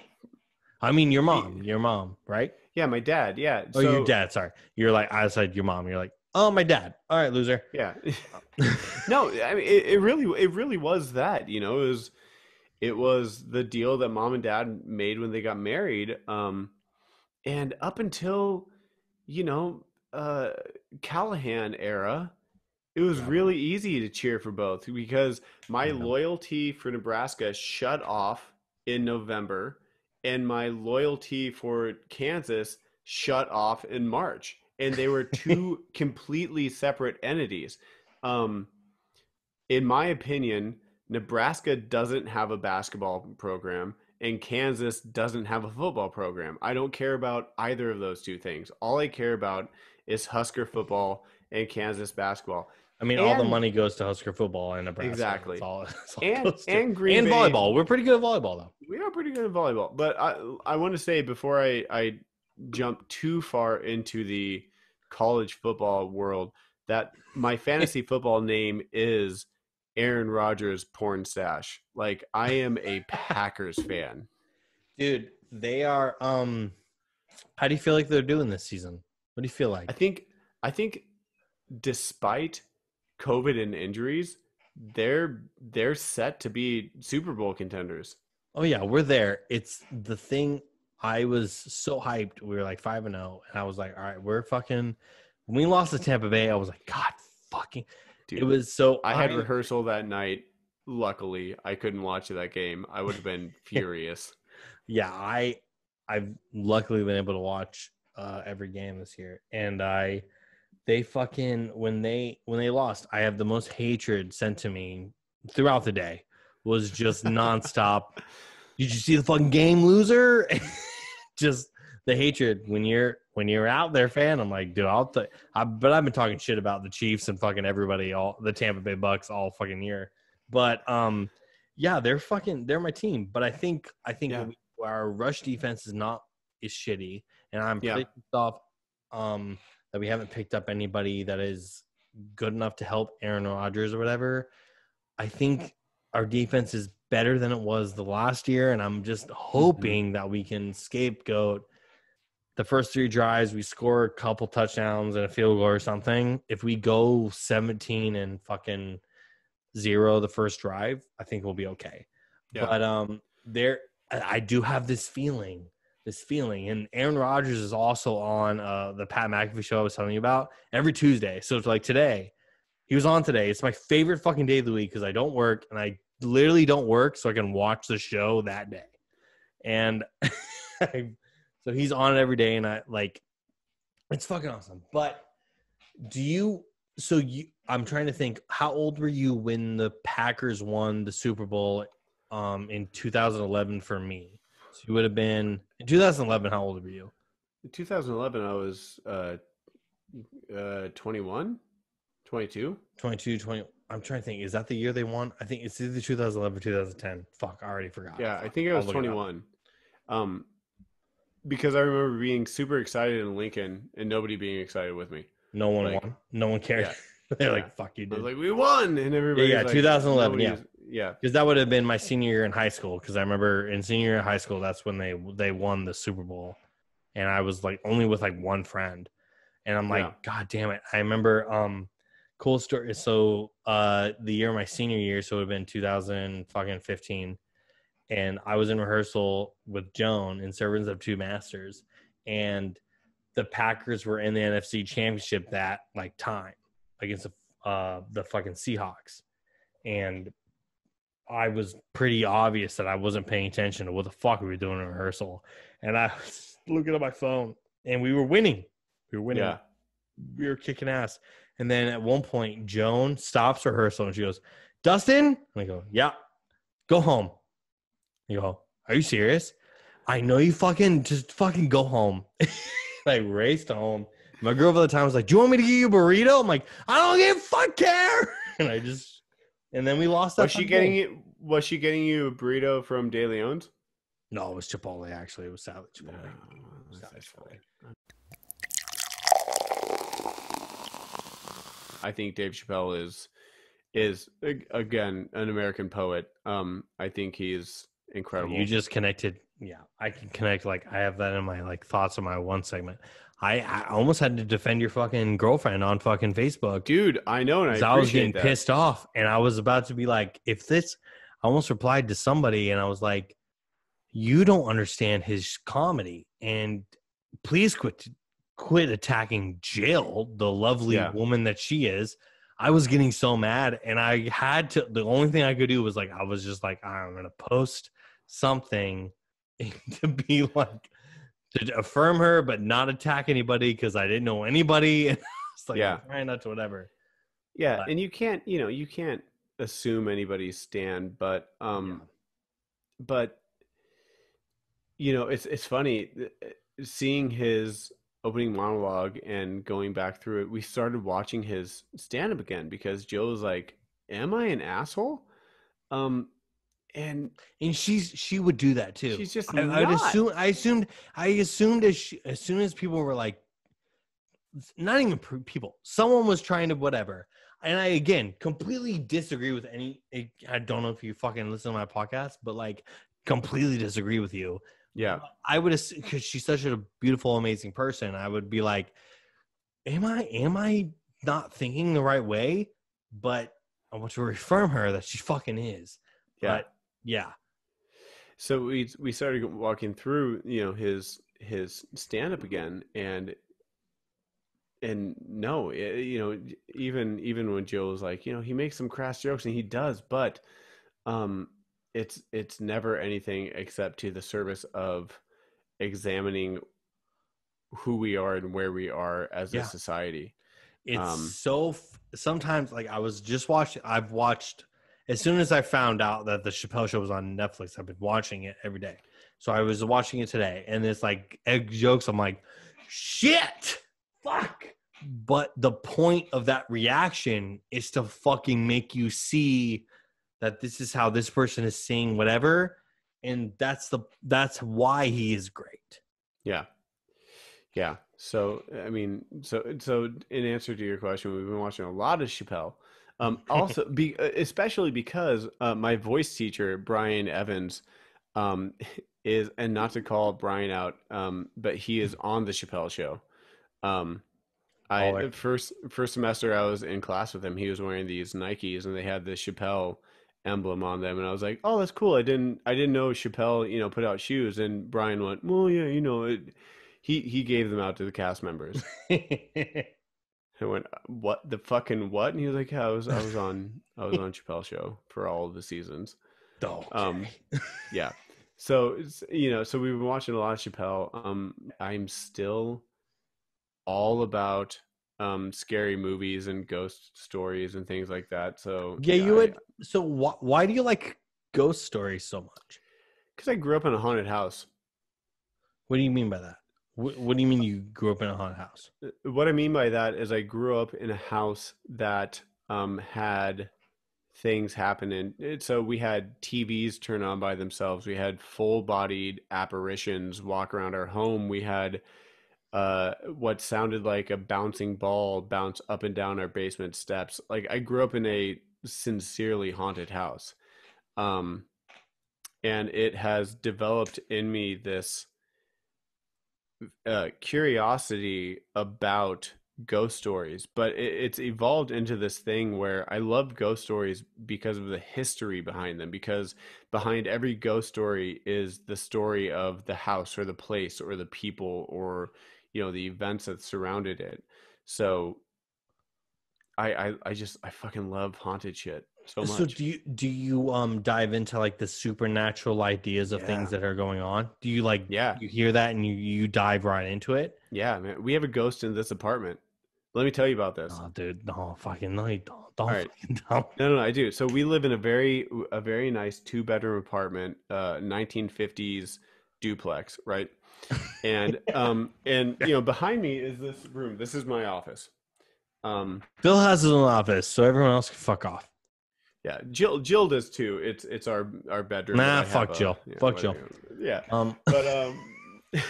But no, we have shit that happens in our apartment every once in a while that will make us. We literally will go to the living room, and we'll speak to the air, and we'll say, "Hey, whoever's living here, you're more than welcome here, but we really don't want to see you." Cool. I was in class one day, and by that I mean I was on Zoom, and one of my classmates was talking about work that they were doing, and then they stopped and they went, "Hey, Philip, are you alone?" And it was just me in the room. The door was shut, and Jill was on a walk. Like, I knew I was alone in the apartment because Jill, she works from home, and she took a walk.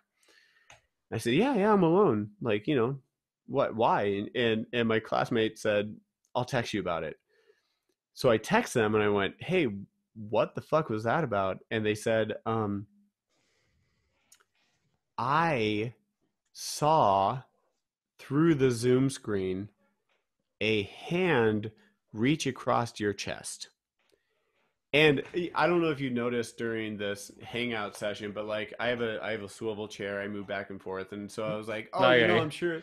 Yeah, I'm sure I just moved to the side, and I scratched my chest, like, and my classmate said, "No, I don't think that was it, because it would have been pretty hard for you to get your hand in that position, and also it was a frail woman's hand." So, there's stuff in this world that we can't explain. So I've always been really, really interested in what that is. I'm pretty up in the air. So you're that person that if someone's like, "All right, so my mitt fell off the fucking wall right now," there's a ghost there, Dustin. Like, you're that person? I'm absolutely that person. I'm like, before I go to Home Intruder, I'm like, well, it's probably whoever lived here before we did. That's wild to me. I would never I would never think that. I would be like, "Hey, bro, my mitt fell off the fucking wall." Like, that's the first. Yeah. Well, yeah, I mean, if the mitt fell off the wall, I'd probably be like, "How close to the A train are we?" But but like, I've got 2 cats, and if I hear something go bump in the night, my first thought is cat, and my second thought is it's probably that lady ghost that lives here. Jesus Christ.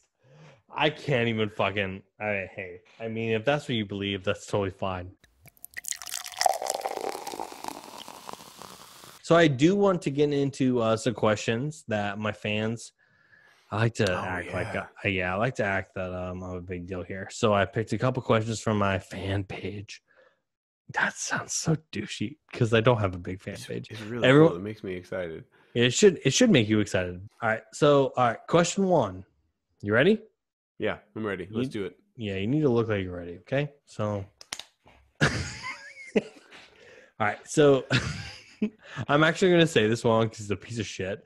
Because Scott Shoemaker was pissing me off all week, but he kept asking the dumbest questions. But then this is the only question that I would give him credit for. So he said, PS5 or Xbox? Or, and I added this part, are you a grown man not worrying about that shit? The last time I played a video game, it was a PS2.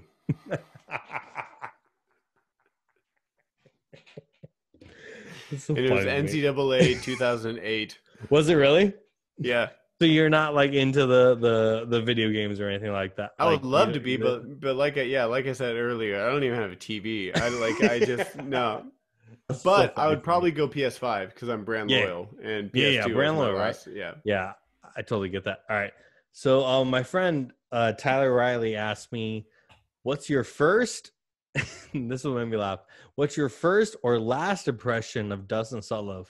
First impression of you was that you were a freshman, and you're a fucking loser, bro. You're a fucking loser. No, not even a loser. Not even a loser. It's just like. You know how you're scared of people when you're a freshman? You're also scared of people when you're a senior. And so like these freshmen are coming in and I don't know any of you and all you're doing is looking up to me and judging me. So my first impression of you is you're a freshman. My last impression of you was it was like a Tuesday at midnight and you were still willing to get a drink with me. So that's always who I fucking am. That's who I am. so loyalty. Loyalty is the fucking description. What is the acting scene like in Minneapolis? I know we kind of covered that when we were talking, but if you could short term it, what is the acting scene like in Minneapolis? It's a great place to build a resume and start, and it's also a great place for new work. You're going to be real hard pressed to make a complete living there, but you can absolutely be artistically fulfilled there. And it is an incredible community, and it's an incredible place to live. If you could have a drink with anyone from past or present, who would it be? Oh, Jesus. It's kind of rough, right? I thought it would be interesting to ask you that. I figured you would like either have a hard time with it or like maybe you'd have like a go-to. Tony the Tiger. I would fucking drink with him every fucking day. Yeah. That is really hard.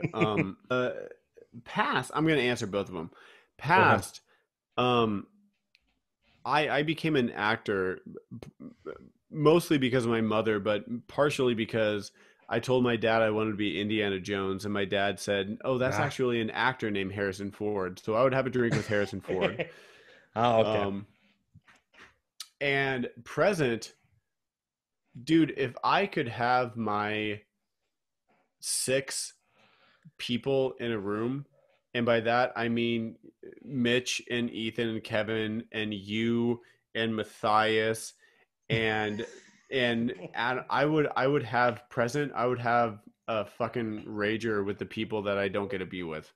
All right, this one's from Adam Rice.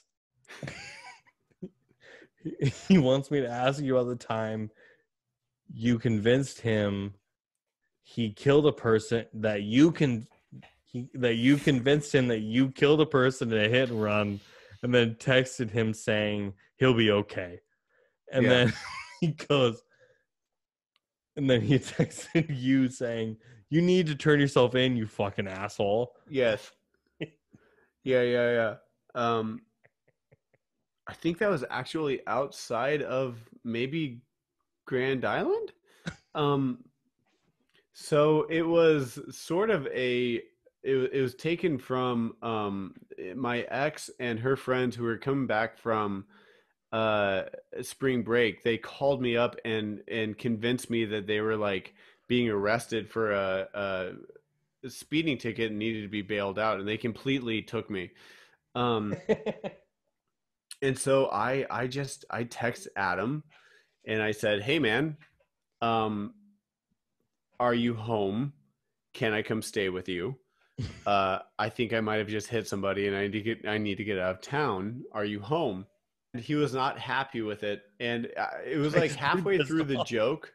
It was halfway through the joke where I realized that he believed me whole cloth, and at that point I had the choice of to tell him what was actually happening, which was just I was swinging through town and I wanted to see, what his schedule was, or I could just keep going. And my choice, because I'm not a very nice person to the people I love the most, and by that I mean, and by that I mean my love language is I'm gonna fucking fuck with you. Phil's love language is I'm gonna fuck with you, and you're gonna figure it out or not, right? So I just leaned in and I said, "Yeah, man, I think he's okay. My car looks okay. Can I stay in Chicago?" Fine.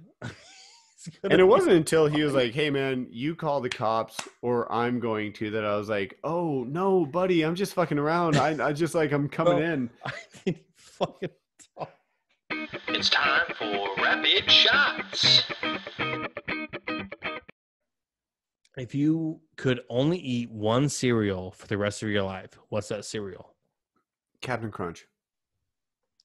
Dude, Captain Crunch sucks, man. I regret it immediately. The top of my mouth would be a disaster. All right, describe our fraternity in one word. Christmas lights, but also sticky. That's a run-on sentence. All right, could you beat up Adam Rice? Yeah. That's what I want to hear. Fuck that guy. Right in the throat. Just punch him in the throat. That's the first thing I do. I texted him before this. I was like, "You're gonna be a prominent moment in this fucking episode, Adam. I just want you to know that." But I'd cry after. I'd feel really bad. Yeah, you'd beat his ass, and then you'd be like, "Hey, I'm sorry, buddy." All right. If you could only do one role for the rest of your life, what would that role be? Oh, fuck. Yeah, no, I have hard-hitting questions, bro. Oh, I'm going to steal Jack's answer, but whichever the next role is. No, fuck that. No, fuck that. I would play Pierre in Natasha Pierre, the Great Count of 1812. I'd play for the rest of my life. All right, you got to roll. All right, okay. All right. If you could be a pro athlete, what would the pro sport that you would play in? What would that sport be? I'd be a quarterback. Quarterback in the NFL? Yeah. What's one thing that you're scared of? Ghosts. It's true. It is. Yeah, I know. I don't. But after talking to you earlier, I'm like, it's probably ghosts, man. Fascinated but terrified. Yeah, I am. Phil don't want to be fucking around with ghosts, bro. So fun. All right. What's your favorite board game? Favorite board game? Does Cards Against Humanity count? If not, I'll pick another one. Yeah, that's fine. I love cards. Really? I think Cards Against Humanity sucks, to be honest with you. Okay. How does what's the one? Catan, the something of Catan. It's something about Catan or some shit. That is a good game. Settlers of Catan. Yeah, that is a good game. That is a good game. Because I got stuck in the middle of the board game. I couldn't get to any coast, and I started screaming, "I'm the Nebraska of Catan." You son of a bitch. All right, what's the best Disney movie? The best Disney movie is Eddie Murphy's Haunted Mansion. Wait, really? Yeah. Really? Yeah. I mean, it ages well. Man, I'm 31. Like, I can watch Aladdin. But these are all like staples of my childhood. If I'm talking about what I want to watch, today. Okay. I need to watch that movie. All right. What's the next goal you are striving to hit right now? I would like to get an agent. Fucking bet. Hey, and that's rapid shots, baby. That's rapid fucking shots. Dusty's drunken thoughts, y'all. Here we go. Drunk ass. God damn it. All right. So number one, Zac Efron. He's a damn fucking good actor. Yeah, I feel like Zac Efron, he started from a pretty tough place to be taken seriously, but he's really developed himself into a person that I can respect. Yeah, he's fucking amazing. Did you see what's the fucking killer? I'm already forgetting the name right now. What's the killer that he played on Netflix? Ted Bundy. Yes. And he played that. Well, even like I've just seen him do like emotional things. I'm like, what the fuck is this? Charlie St. Cloud. I was like, God damn. Yeah. He's like gotten me emotionally, like almost all the time. He's not the same Zac Efron that we saw with the fucking shaggy hair and the the basketball. Yeah, he's not that fucking guy. Yeah. Second drunken thought. I have no desire to do anything I don't want to do right now. I don't know if it's like my old age. If I don't want to do it, I won't do it anymore. Yeah. I'll be like, I don't care. I don't care. I'm done. Yeah. I think you're maturing into your best form. I think that FOMO bullshit is something that you have to grow past. Yeah. And then like our parents only have like 3 friends. It's because those are the only people they want to hang out with. You know what I mean? Like if you don't want to do something, don't do it.